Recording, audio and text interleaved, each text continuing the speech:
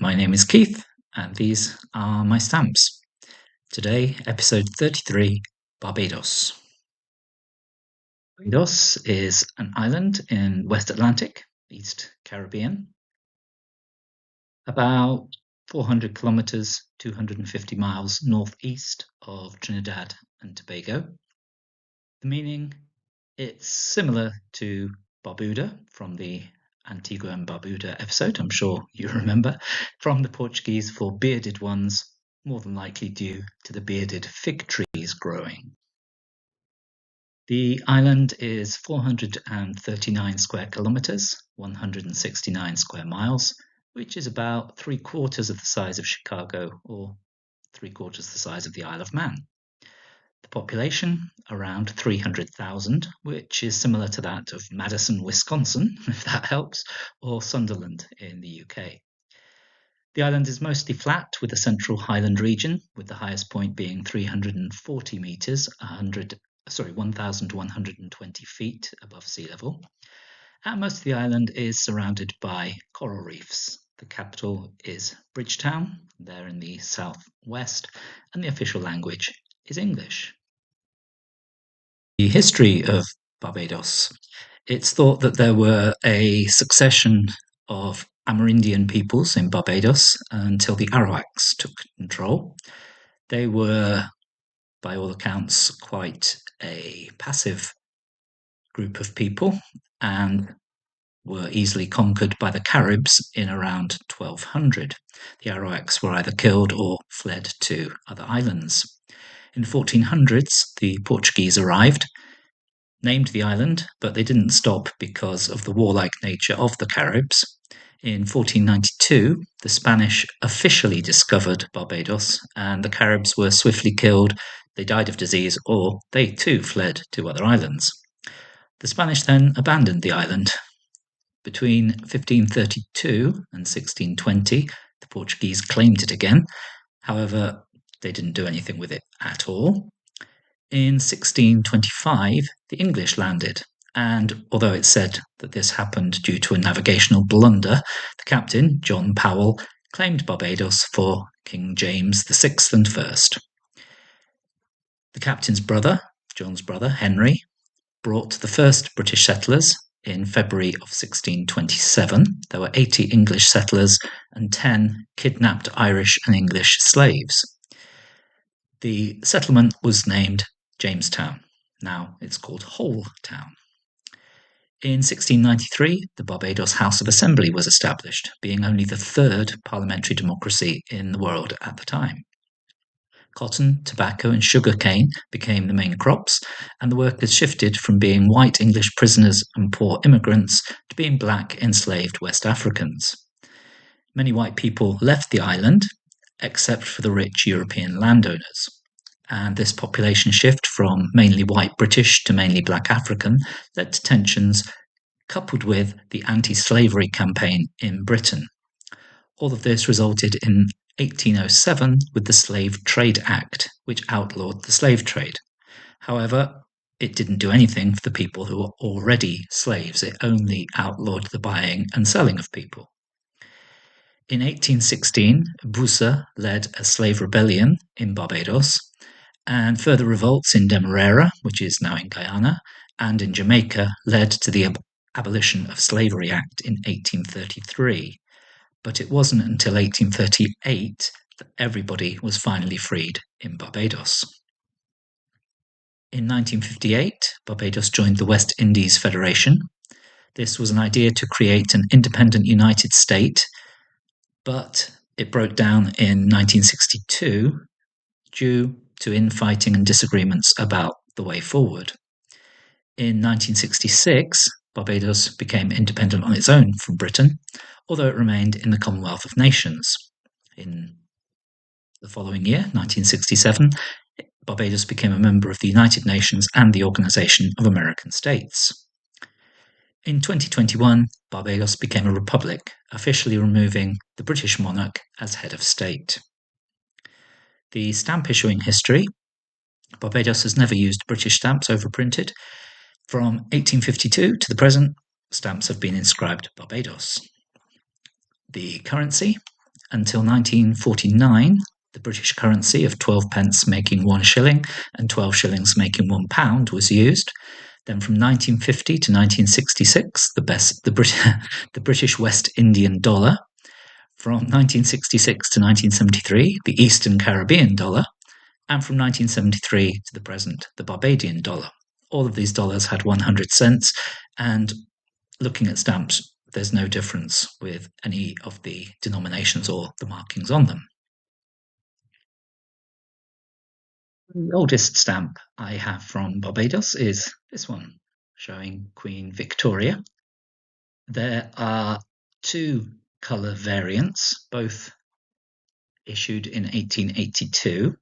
There is a rose colour and a carmine rose. I think carmine rose is darker, and I think this one is rose.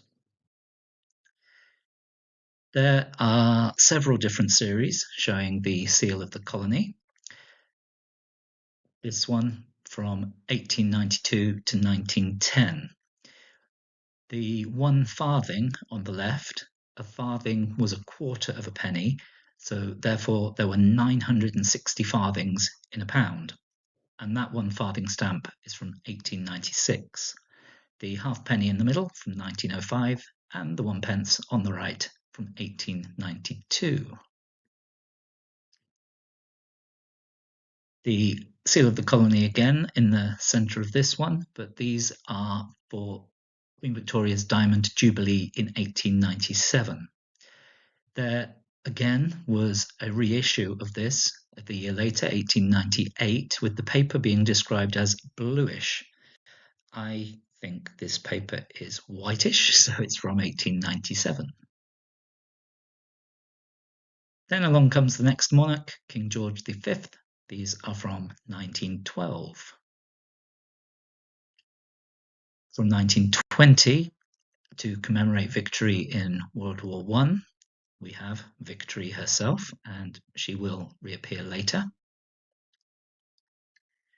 1927, the tercentenary of the first settlements, showing George V alongside Charles I. Although it was James VI and First who was king at the time of the claim, he had died in 1625 and Charles became the king. Despite this, the first settlement was still named after James.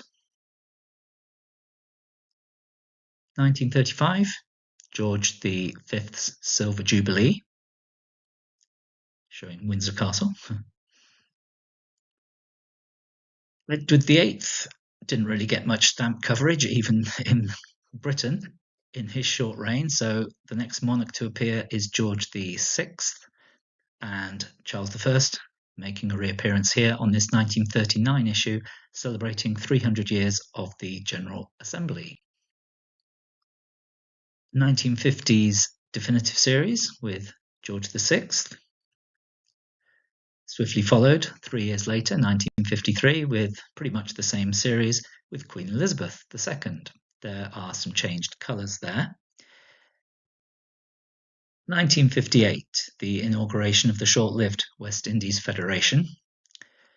One of the big issues for Jamaica was that Port of Spain in Trinidad was proposed as the capital of this federation, and Jamaica did not like that.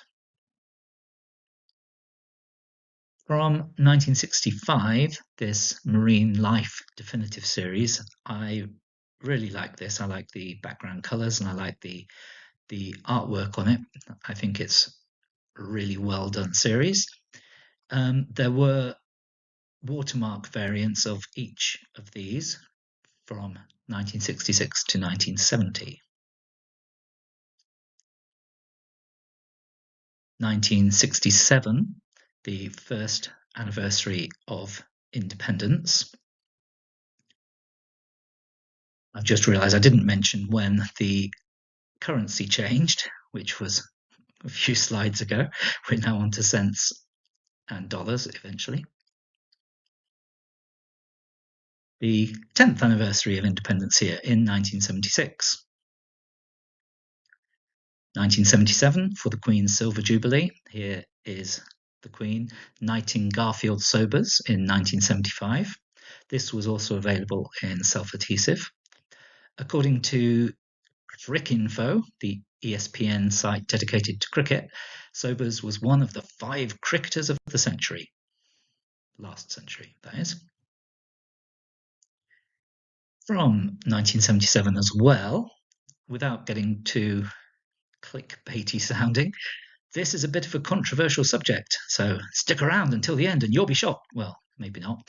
But this is to commemorate the 350th anniversary of the granting of the Charter of Barbados to the Earl of Carlisle, which sounds innocent enough, except the original settlement in 1627 was funded by Sir William Courtine, and within 2 years the population had risen to 1,800 from the original 80, and things were going really well on the island.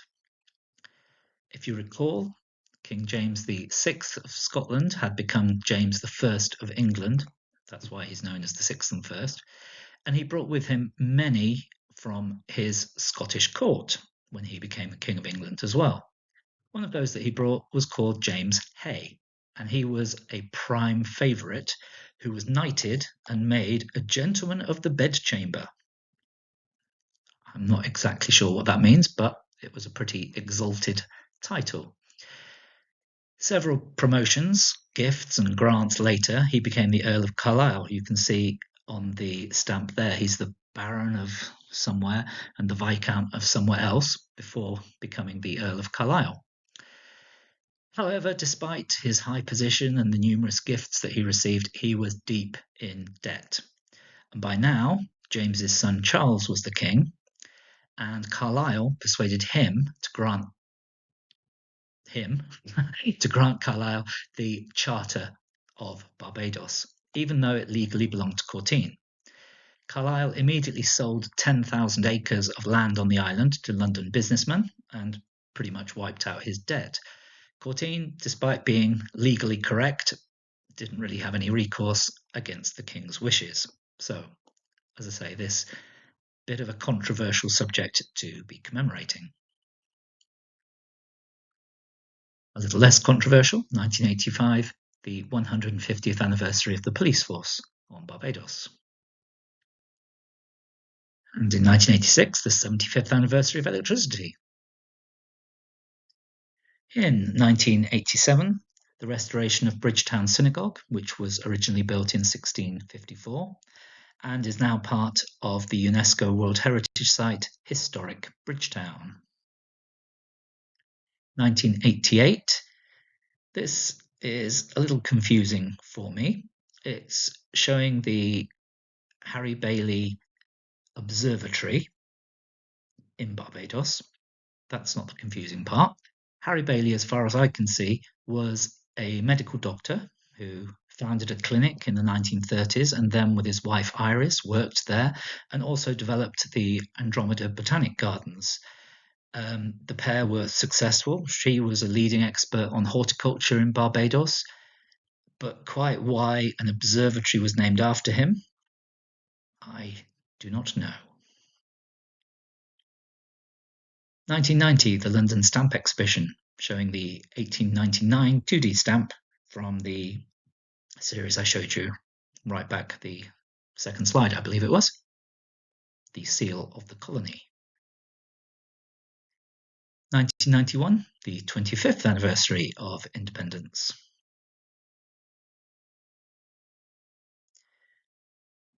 From 1994, the series about ships, the 10 cents shows the ship Geest Port, the only reference I can find that was in the Falklands War. I can't find any reference to it being near or around Barbados. The 35-cent stamp, however, was the HMS Barbados, which was originally called the USS Halstead, and it was leased to the United Kingdom and served in the Royal Navy from 1943 to 46, when it was returned to the USA. 65-cent stamp is the HMCS Saguenay, the Canadian destroyer. 70 cents, Inanda, which was built in 1925 and spent a lot of time in the West Indies. In 1940, it was renamed the Empire Explorer, and it was sunk by a U-boat between Grenada and Tobago in 1942. And the final one that I have from this series is the 90 cents, the USS John F. Kennedy. And I can't find any link to Barbados with that one either. 1995, the centenary of the Barbados Philatelic Society. And I said Victory would come back. Here she is on the 1 shilling stamp being shown there on this stamp. 2000 series, Pride of Barbados. The $1.15 bottom left shows Villanova, which is a plantation house built in 1834 that was turned into a hotel. And apparently it's for sale. It has 29 bathrooms and is yours for a mere $10 million. From 2007, the bicentenary of the abolition of the Slave Trade Act. So this was the first of those two acts, showing William Wilberforce there. And finally, the most recent stamp I have from Barbados is this one from 2010, showing the centenary of the Girl Guides. So these are some of my stamps from Barbados. My name is Keith. Goodbye.